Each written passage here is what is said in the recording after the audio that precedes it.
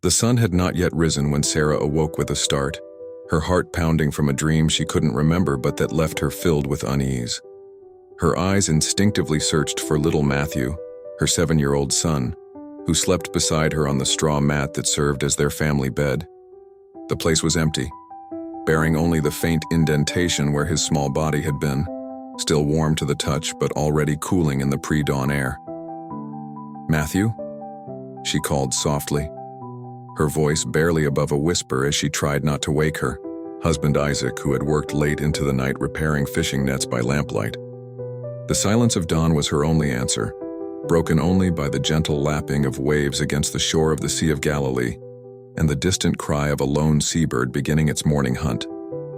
She rose quickly, her bare feet touching the cold stone floor of their modest dwelling. Wrapping her woolen cloak around her shoulders, she stepped out of the small stone house into the crisp morning air. The village of Tiberias was beginning to stir, with the first golden rays of morning light creeping over the eastern hills. Fishermen were already preparing their nets along the rocky shore, their weathered hands working with practiced precision born of decades spent upon these ancient waters. The air was crisp and clean, carrying the familiar scent of fresh fish, drying nets, and the earthy smell of the lake itself. Cooking fires were being lit in houses throughout the village, sending thin columns of smoke rising into the pale sky. It should have been a peaceful morning, full of promise for another day's honest labor.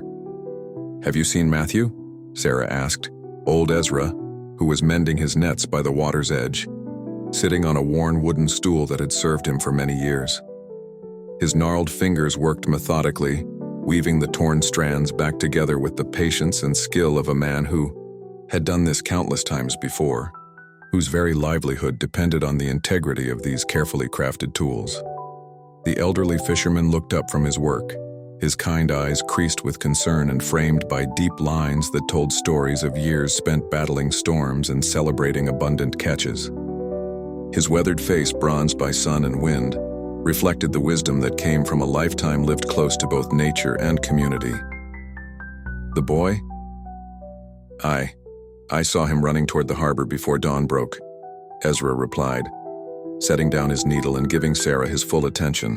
He seemed excited about something, talking to himself as children do, gesturing with his hands as if explaining something important to an invisible companion. "You know how he is with his imagination." Sarah's heart began to race, a cold dread settling in her stomach like a stone. Matthew had always been drawn to the water, despite her constant warnings and Isaac's increasingly stern lectures about the dangers that lurked beneath the deceptively calm surface of Galilee. The child was fascinated by everything about the lake, the boats with their graceful sails, the silvery fish that filled the nets, the endless stories the fishermen told of storms weathered and miracles witnessed upon these sacred waters. He would spend hours watching the men cast their nets, asking endless questions about the depths below and the mysterious creatures that dwelled there. The fishermen had grown fond of the curious boy, teaching him to tie knots and identify different types of fish, but they also knew better than anyone how quickly the lake could turn from friend to enemy. She hurried toward the harbor, her sandals slapping against the worn stone path that had been polished smooth by generations of feet. "Matthew! Matthew, where are you?" she called, her voice growing more desperate with each unanswered cry. The sound echoed off the stone buildings and seemed to mock her with its emptiness. Other villagers began to notice her distress, emerging from their homes with concerned expressions etched on their faces. Women paused in their morning tasks of drawing water and preparing bread, while men looked up from their work with nets and boats. Word of a missing child spread quickly through the tight-knit community like ripples on water. Within minutes, the search had become a village effort.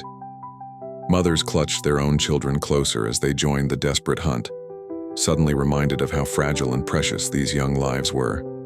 The men abandoned their morning preparations without hesitation, organizing themselves into search parties to comb the shoreline and check every boat, every hiding place where a curious child might explore or play. The harbor was a maze of wooden piers, fishing boats of various sizes, and storage sheds filled with nets and equipment. There were countless places where a small boy could hide, countless dangers that could befall the unwary.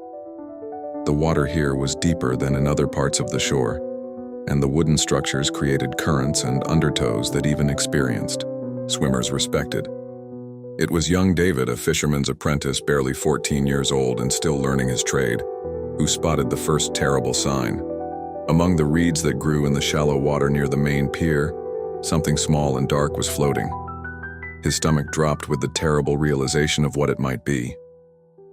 "Here," he shouted, his voice cracking with youth and fear, his words carrying across the water with startling clarity. "I found something, come quickly." The small leather sandal bobbed gently among the reeds, dark with water and unmistakably child-sized.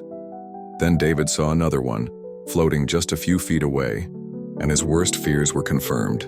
He had pulled enough drowned fishermen from these waters to know what this discovery meant. Sarah's scream pierced the morning air as she recognized the sandals immediately. They were the ones she had carefully crafted from soft goatskin just months before, decorating them with small bronze studs that had cost the family precious coins they could barely spare.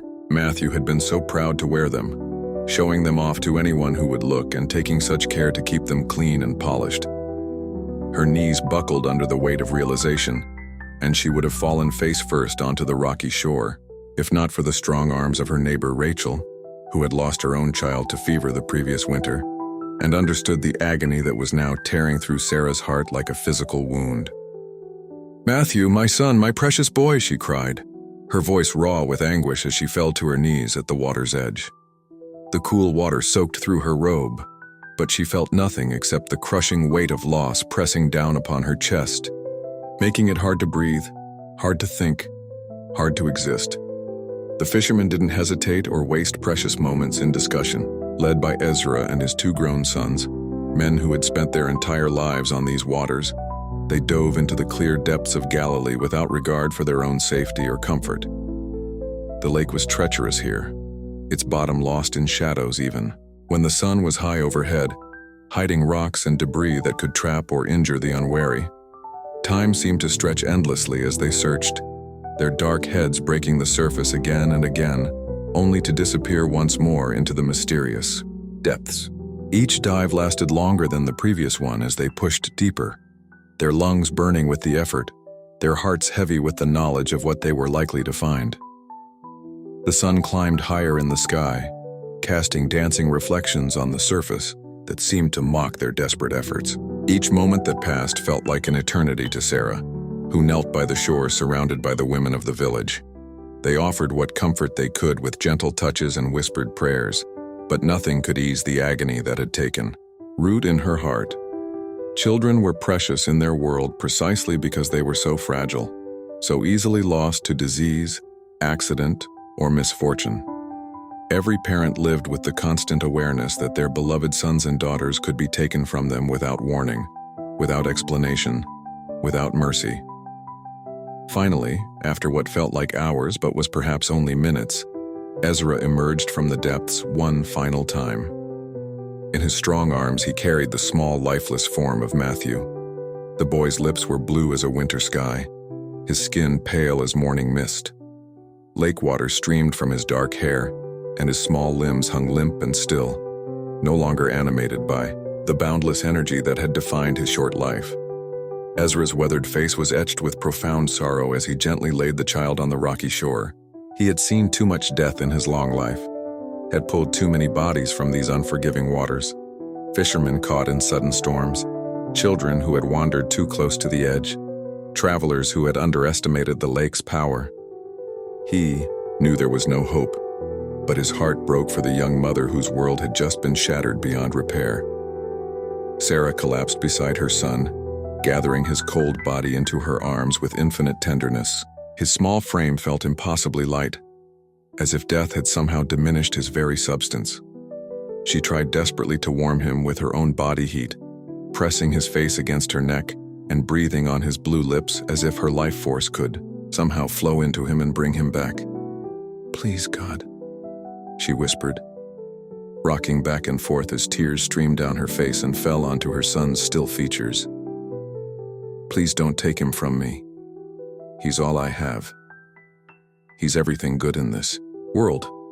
What will I do without his laughter, Without his questions and his dreams and his beautiful spirit, the crowd that had gathered fell into reverent silence, a living wall of grief and sympathy. Some wept openly, remembering their own losses, their own moments of unbearable sorrow when death had visited their homes and taken what they treasured most. Others bowed their heads in prayer, though their faith felt fragile and inadequate in the face of such profound tragedy.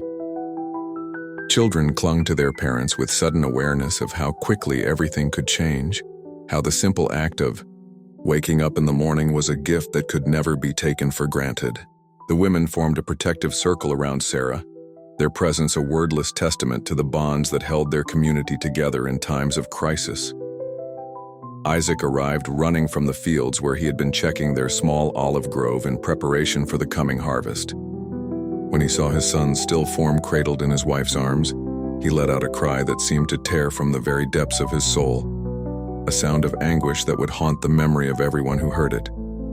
He fell beside his family, his calloused hands trembling as he touched Matthew's face with infinite gentleness. These same hands that could repair the most delicate fishing nets, that could coax life from reluctant soil, that could craft toys and tools with equal skill, now shook with helplessness in the face of death's finality. The child had been in the water too long. Everyone present understood what that meant, though none dared speak it aloud. Death had claimed another young life, as it had claimed so many others throughout history. In their harsh world, such tragedies were common enough to be expected, but never common enough to be easily borne. Then, through the thick veil of her tears and the fog of her grief, Sarah heard a commotion arising from the direction of the village center. People were running toward them, their voices filled with excitement rather than sorrow, their words carrying on the morning breeze like an unexpected gift. "He's here. The teacher is here. Jesus of Nazareth has come to Tiberias. The miracle worker walks among us. The rabbi who heals is here." Hope flickered in Sarah's heart like a small flame struggling against a fierce wind. She had heard the stories that traveled from village to village, carried by merchants and pilgrims, passed from family to family around evening fires. Tales of the rabbi from Nazareth who spoke with authority unlike any other teacher, who challenged the established order with his radical message of love and forgiveness. More than that, there were the impossible stories, accounts of the sick, healed with a simple touch, of the blind given sight, of the lame made to walk and dance with joy. Some said he had even raised the dead, though such claims seemed too incredible for rational minds to accept. But could he? Could anyone truly bring back the dead? The thought seemed to challenge everything she understood about the natural order, about the finality of death, about the limitations that bound all human experience. Yet desperation made her cling to even the smallest possibility. And what mother wouldn't grasp at any hope, no matter how remote? The crowd began to part like the waters of the Red Sea as a figure approached through their midst. Jesus was not what Sarah had expected from the stories and rumors. His appearance was humble rather than commanding, his clothes simple and worn from constant travel. He was neither particularly tall nor striking in any obvious way, carrying himself with quiet dignity rather than dramatic flair. But his eyes held depths of compassion that seemed to reach into her very soul, as if he could see and understand every pain she had ever carried, every joy she had ever experienced, every hope and fear that made her human. There was something timeless in those eyes, something that spoke of wisdom far beyond his apparent years. Behind him walked his disciples, a varied group of men whose faces showed a mixture of wonder, concern, and expectation. They had traveled with their master long enough to witness many miracles, but each situation was unique, each person's pain deserving of individual attention and care. They knew better than to presume what Jesus might do, but they had learned to expect the unexpected. Jesus knelt beside the grieving mother and her son with natural grace, his movements unhurried despite the urgency of the situation. He looked at Matthew's still face with infinite tenderness, as if the child were his own beloved son rather than a stranger. There was no sense of hurry in his demeanor, no indication that this interruption inconvenienced him or interfered with more important plans. His full attention was focused completely on this moment, this family, this tragedy. In his presence, Sarah felt as if she and her son were the only people in the world who mattered, as if all of creation had paused to acknowledge their pain and their need. Gently, with a touch as soft as a whisper, he placed his hand on Sarah's shoulder. His touch was warm and steady, radiating a sense of peace that seemed to flow directly into her trembling body. Somehow, impossibly, it seemed to transfer a measure of strength to her, not eliminating her pain, but making it bearable, giving her the courage to hope when all reason said hope was foolish. "Do not weep," he said softly, his voice carrying an authority that was both gentle and absolute, both comforting and commanding. The words seemed to resonate with power beyond their simple meaning, as if they carried within them the ability to reshape reality itself. "The child is not dead, but sleeping." Some in the crowd murmured skeptically, their voices carrying undertones of doubt and confusion. They had seen death before, had witnessed its unmistakable signs, had felt its cold finality in their own lives. They knew the difference between sleep and the final rest, between temporary unconsciousness and permanent departure. How could this teacher, however gifted, however well-intentioned, speak such words when the evidence before them was so tragically clear? But Jesus ignored their doubts and whispered conversations. He had faced skepticism before and would face it again countless times in his ministry. His mission was not to convince the cynical or to satisfy the curious, but to demonstrate God's boundless love for those who suffered, to show that divine power could triumph over any earthly tragedy, no matter how final it might appear. He placed both his hands on Matthew's chest, feeling the terrible stillness beneath his palms where a young heart should have been beating with the rhythm of life. The crowd held its collective breath as Jesus looked toward heaven, his face lifting toward the sky with an expression of perfect communion and trust. Sarah watched through her tears, barely daring to breathe, as the teacher's lips moved in silent prayer. She could not hear the words he spoke to his father, but she sensed the power in them, the absolute confidence of a son speaking to a loving parent who had never failed to answer his requests. The moment stretched like eternity itself, suspended between earth and heaven, between despair and hope, between death and life. Even the wind seemed to still in respectful silence, as if all of creation waited to see what would happen next. The waves lapped more quietly against the shore, and even the seabirds ceased their morning cries, as if nature itself recognized the sacred nature of this moment. "Matthew," Jesus said clearly, his voice carrying across the silent crowd with perfect clarity and absolute authority.